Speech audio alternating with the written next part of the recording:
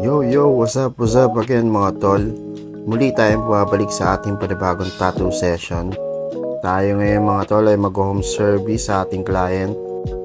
Actually yung client natin ngayon is tropa ko talaga. And naging classmate ko siya nung college.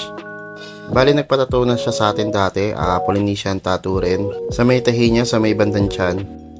Medyo matagal na yung tattoo na yun kasi hindi ako nagkakamali, parang 1 year pa lang ako nagtatattoo nun.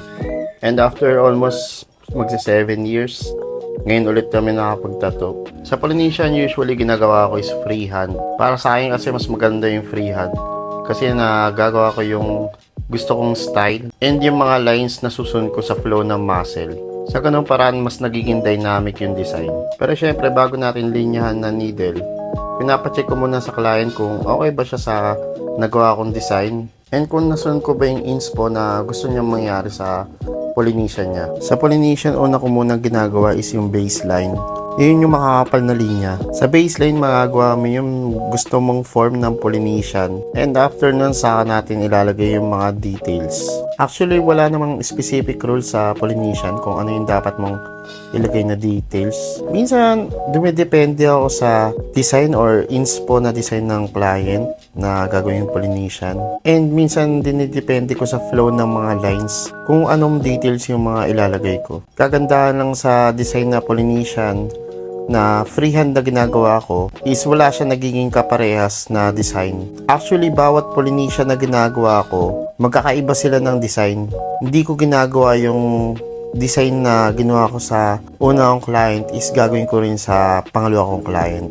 So, totally lahat magkakaiba. At dahil nga sa ganung way ng paggawa ko ng Polynesian, mas nabibigyan ko ng freedom yung sarili ko kung paanong design yung gusto kong gawin na syempre magugustuhan din ng client. Kaya sobrang kakaiba siya sa mga ginagawa kong tattoo na normally may mga reference. Actually may reference din naman ako dito pero ginagawa ko lang silang inspo. Minsan kumukuha lang ako ng details or kumukuha lang ako ng flow kung paano yung ginawa sa Polynesian na ginagawa kong reference. And usually pag gumagawa ko ng Polynesian, ang reference ko is kung hindi dalawa, mga tatlo. Para sa akin, ang importante lang sa Polynesian is bukod sa magustuhan ng client, pagdating naman sa technical part, maganda yung mga pantay yung mga linya and magiging maganda at visible din siya. And ngayon, hindi pala namin tinapos yung buong project.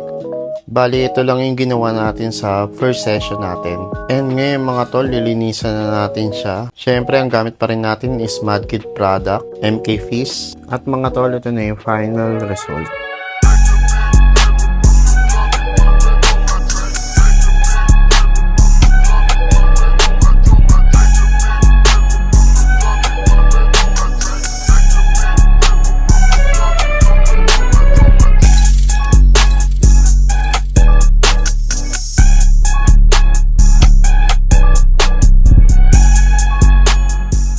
Sa mga gusto rin po magpatato, pwede nyo po akong i-message sa aking Facebook and sa aking Facebook page.